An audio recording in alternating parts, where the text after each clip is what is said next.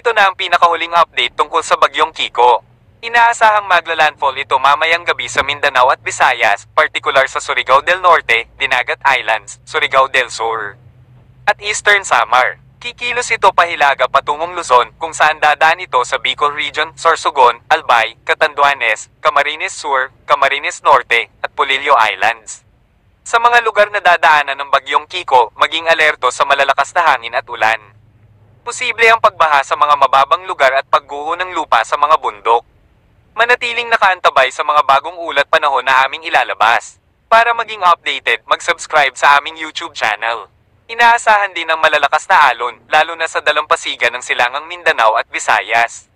Kaya, maging alerto.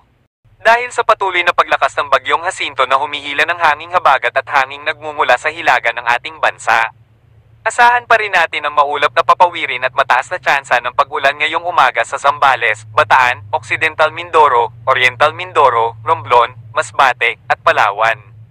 Ito ay dahil sa epekto ng hanging habagat na nakaaapekto pa rin sa kanlurang bahagi ng ating bansa. Samantala, ang nalalabing bahagi ng ating bansa, lalo na sa silangang bahagi ng Luzon, ay inaasahang makararanas ng maulap hanggang sa maulap na papawirin at mga kalat-kalat na pag-ulan. Sa Cagayan, Isabela, Quirino, Aurora, Nueva Vizcaya, Bulacan, Quezon Province, at Bicol Region, asahan po ang maulap na papawirin at mga kalat-kalat na pag-ulan na kung minsan ay katamtaman hanggang sa malakas.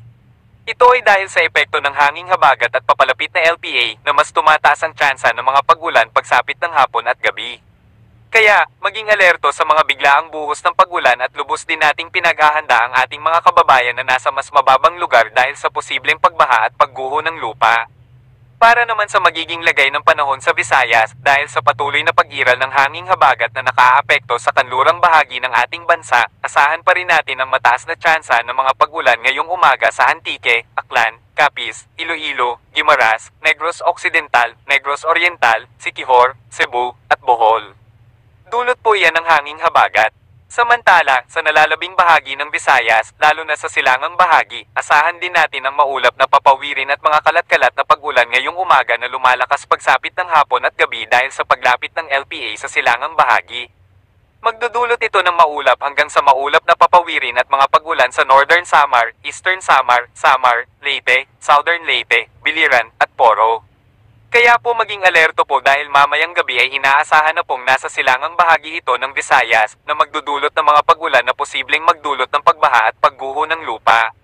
Samantala, para naman sa magiging lagay ng panahon sa Mindanao dahil sa epekto ng hanging habagat sa kanlurang bahagi ng ating bansa, inaasahan pa rin natin ang mataas na tsansa ng mga pag-ulan sa Tawi-Tawi, Sulu, Basilan, Zamboanga del Sur, Zamboanga del Norte, Misamis Occidental, Lanao del Norte, Misamis Oriental, at Bukidnon.